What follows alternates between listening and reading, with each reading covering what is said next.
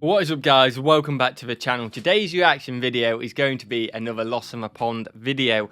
5 summer foods I only encountered after moving to America. Now, if you've never heard of Lawrence Brown, Lost Summer Pond, fantastic channel. Go and check it out. A British guy who moved to America about, I think, 13 years ago now. Absolutely mental.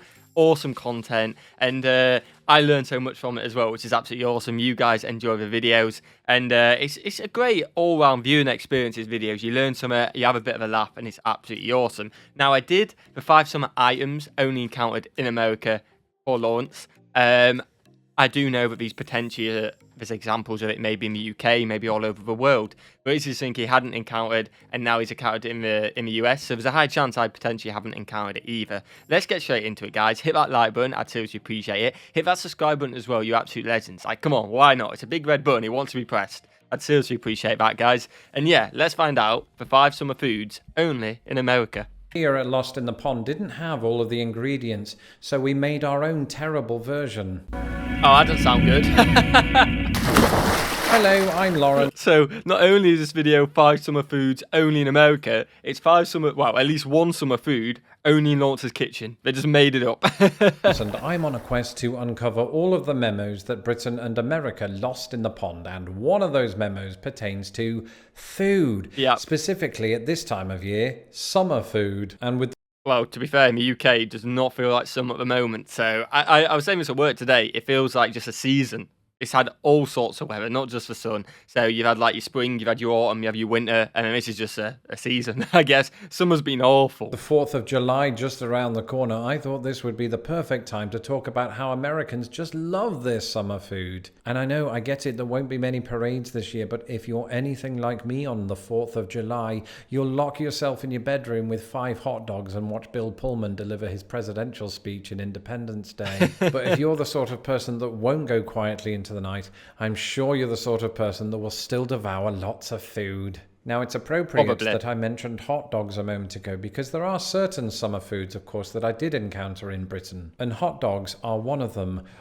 Love a hot dog. Or usually 5. For me, it's a weird addiction. It's like Pringles. Once you pop, you can't stop until you get heart disease. And so, as is usual with this kind of list, there will be certain foods that didn't make it. I just wanted to make that perfectly clear in case Uncle Toby was ready and waiting at his keyboard. And so, without further ado, here are 5 summer foods that I only encountered after moving to America.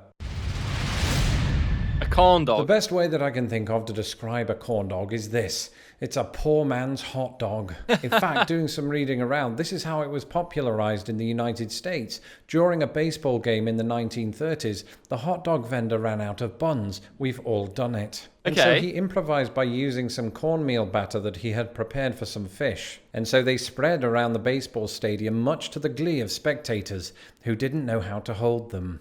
And so the rest, as they say, is history, minus the addition of the sticks. But this was roughly a decade after German sausage makers had already introduced a concept similar to corn dogs in Texas, proving once again that there are 2 certainties in life: that most of America's best food came about during the Great Depression, and that Germans love a good sausage.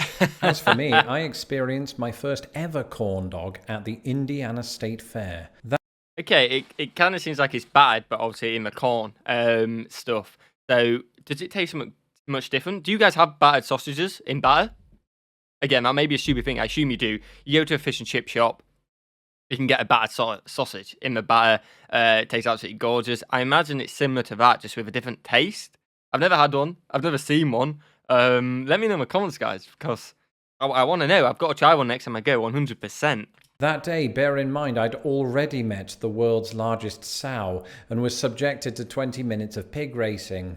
That sounds racing awesome. Against each other. That's not me being subjected to racing against pigs again. And there were just lots of animals. In fact, on my way to the food stand, I was stopped in my tracks by a cow doing a And so the last thing I wanted at this point was some meat, especially on a stick. And I have to confess, after that first experience, I had a strongly negative reaction to corn dogs, to the extent that my wife nearly disowned me. But as time went on, and as my savings ran out, and as desperation set in, I started to come round to the idea. And I came to accept it for what it is: fair food, as opposed to unfair food.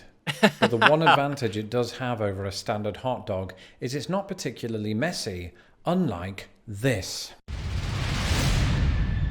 Okay, we seem to be going a lot like just different variations of hot dogs. Again, a chili dog?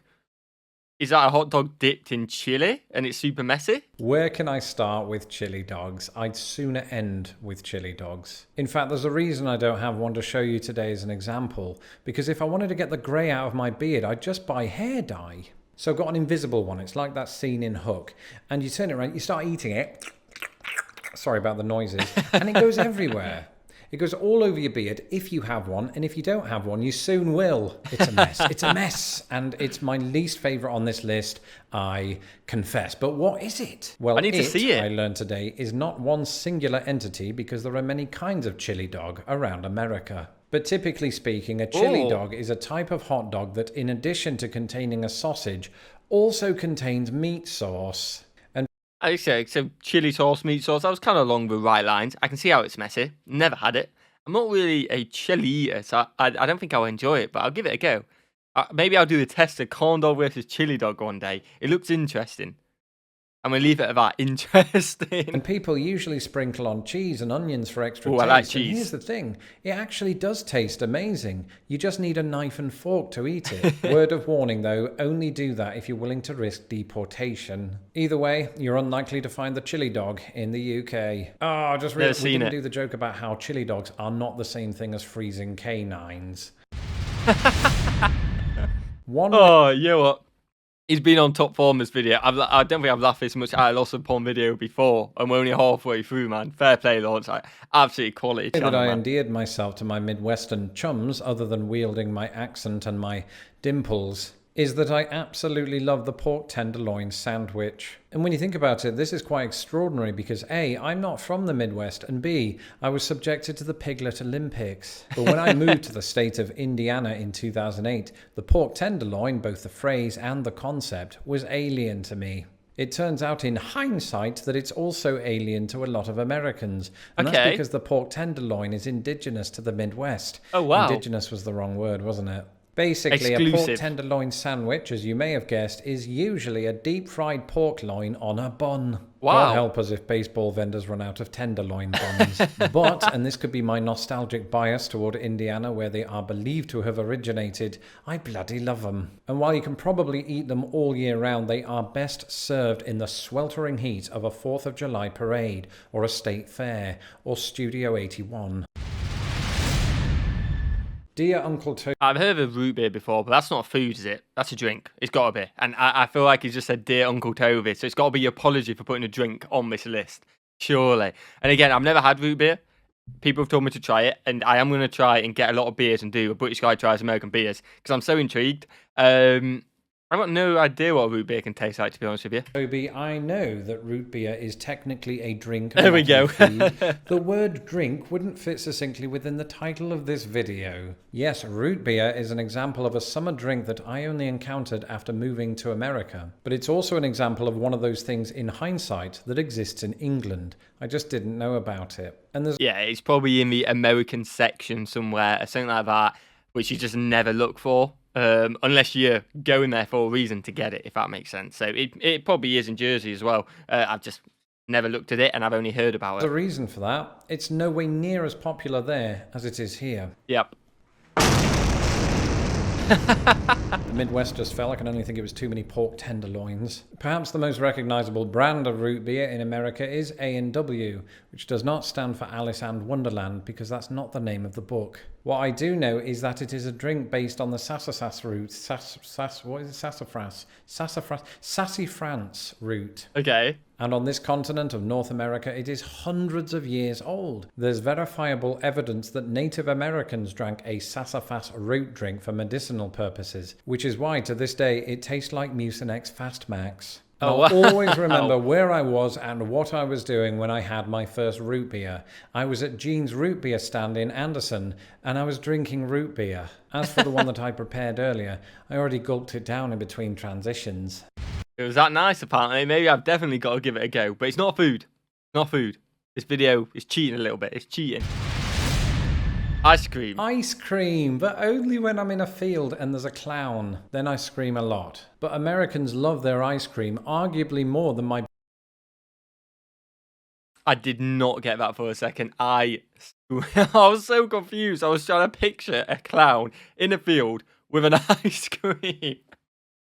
Yeah, Lawrence has been on it today. Okay, he's gonna go with some weird, wacky flavors, I imagine. That's what I'm assuming.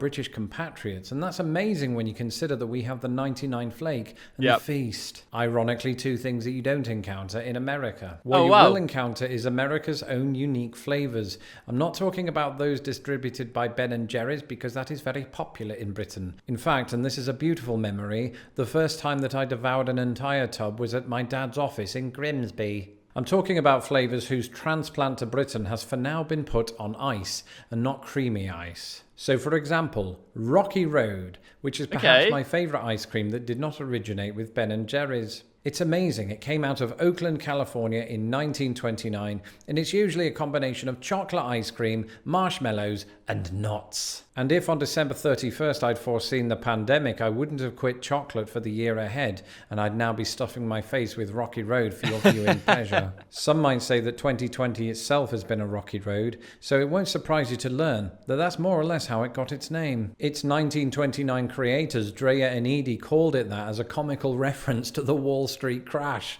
Oh, wow. Hilarious. In either event, the world could do right now with a superhero, which is the perfect segue into Superman flavoured ice cream, so called because it bears the colours of Superman himself. I was just about to say, but I could see Rocky Road ice cream being in the UK. Like, we've got Rocky Road, obviously not in ice cream flavour. I feel like there would be somewhere in the UK what did it. Like, you can get candy floss flavour and stuff like that. But a Superman flavour, I don't think we'll ever have that, which I've never ever heard of. That looks absolutely awesome. I'd give that a go, man. Though I am contractually obligated to point out that it's not licensed by DC Comics. We here at Lost in the Pond didn't have all of the ingredients, so we made our own terrible version. It's a combination of vanilla ice cream and fruity pebbles. I personally was embarrassed by this. Nonetheless, I did give it a name. I called it Baby Kal-El flavour. It can still lift up cars. And finally, Oh, wow. and there's really only one way to pronounce this, Butter Pecan. Butter Pecan is without doubt my favourite non-chocolate ice cream. Oh, wow. And the reason that I didn't encounter Butter Pecan flavoured ice cream in Britain is that pecans are not very commonly found in Britain. Here they make up two of my favourite desserts, this ice cream and pecan pie. So when this pandemic is over and you've moved to America, head on over to Baskin Robbins and get yourself some Butter Pecan. Also, look up some alternative pronunciations of pecan. I get some funny looks. I don't know why. That's it for this episode. Well, there you go. That is 5 summer foods / drinks / creams. But we'll say foods. Lawrence only encountered when he moved to America. Again, there were a couple in there which, like the Rocky Road, I believe we could potentially get in the UK, but it's what he's encountered. I really enjoyed that video. I'm so intrigued by that corn dog, though. I definitely want to give that a go, and I hope you guys have explained it to me in the comments, because I will see it. I hope you guys have enjoyed this video. Apologies for only one video tonight, but I will be back to do tomorrow. I will see you guys in the next one. Why not hit that subscribe button? Why not hit that like button? Just have a fantastic day, be in a great mood, and I will see you guys in the next one. Peace.